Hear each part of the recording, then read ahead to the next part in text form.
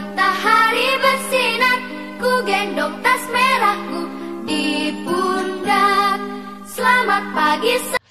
Oke, bismillahirrahmanirrahim. Yang pertama saya akan menjelaskan pengertian dari puisi rakyat.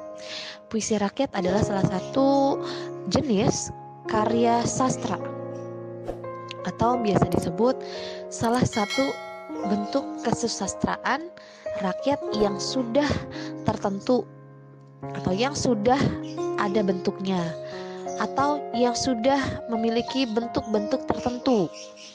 Biasanya terdiri atas beberapa deret kalimat, ada yang berdasarkan mantra, panjang pendek suku kata, lemah tekanan suara, atau hanya berdasarkan rima. Jadi puisi rakyat ini adalah jenis salah satu puisi lama. Puisi lama yang terikat oleh aturan-aturan.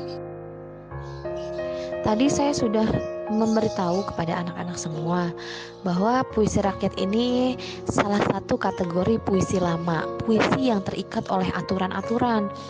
Di sini ada ciri-ciri dari puisi rakyat. Yang pertama, puisi rakyat itu tidak dikenal siapa nama pengarangnya, karena cerita rakyat atau puisi rakyat adalah sebuah puisi yang turun-temurun dari nenek moyang kita.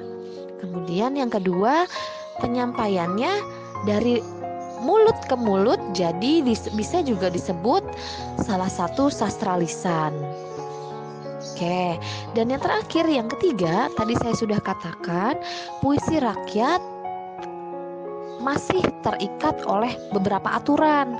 Nah, aturan-aturan apa yang akan dilakukan oleh puisi rakyat? Nanti saya akan jelaskan satu persatu ya. Pertama, jumlah kata dalam satu baris biasanya terdiri dari beberapa bagian. Ada yang 8 sampai 12 suku kata, ada yang 10 sampai 14 suku kata, dan lain-lainnya. Tergantung kita menggunakan apa dalam sebuah puisi rakyat. Kemudian yang kedua, jumlah baris dalam satu bait. Puisi rakyat ada yang terdiri dari 4 bait atau baris, ada yang terdiri dari 2 bait atau baris, dan yang ketiga persajakan atau rima. Misal untuk pantun bersajak ABAB.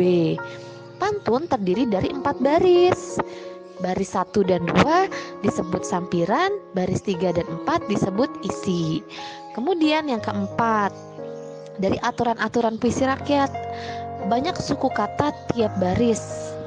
Kemudian yang terakhir ada irama. Selanjutnya jenis-jenis puisi rakyat. Jenis-jenis puisi rakyat ini terbagi menjadi beberapa bagian. Yang pertama ada pantun. Pantun adalah salah satu jenis puisi lama yang berasal dari bahasa Melayu, kemudian dipopulerkan di Indonesia. Terdiri dari 4 baris.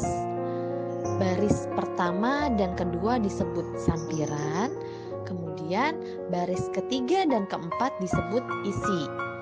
Pantun memiliki sajak, yaitu bersajak ABAB.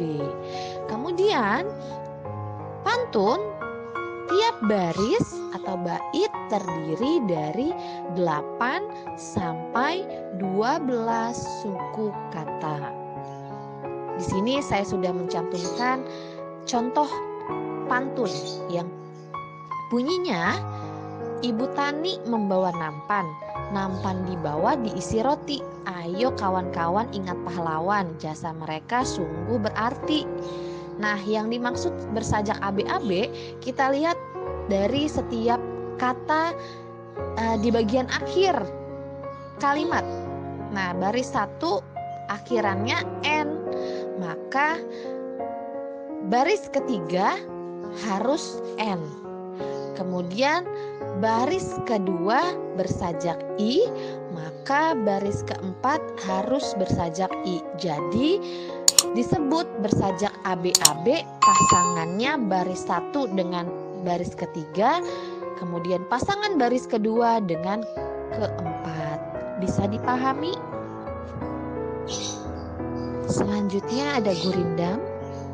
Gurindam adalah salah satu jenis puisi lama juga yang berasal dari India.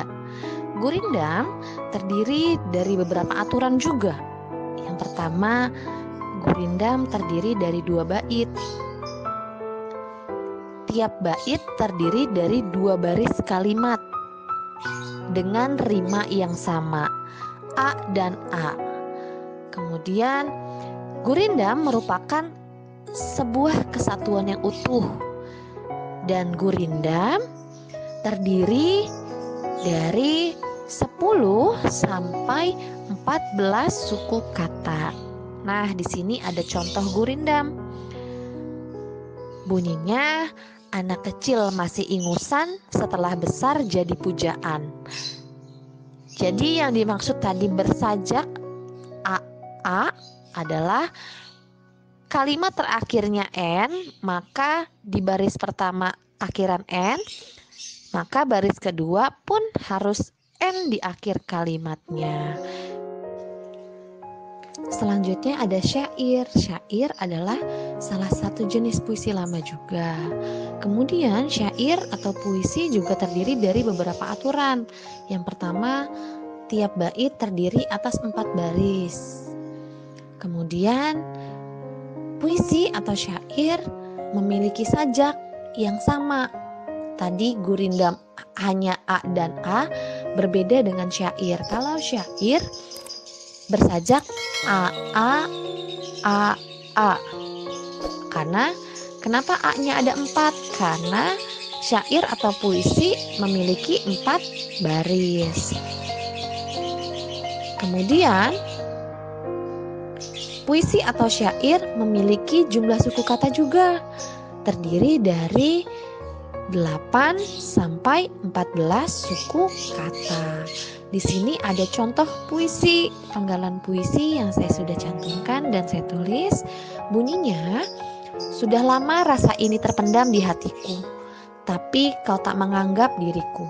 Mungkin hatimu sudah tertutup untukku. Ini memang jalan takdirku.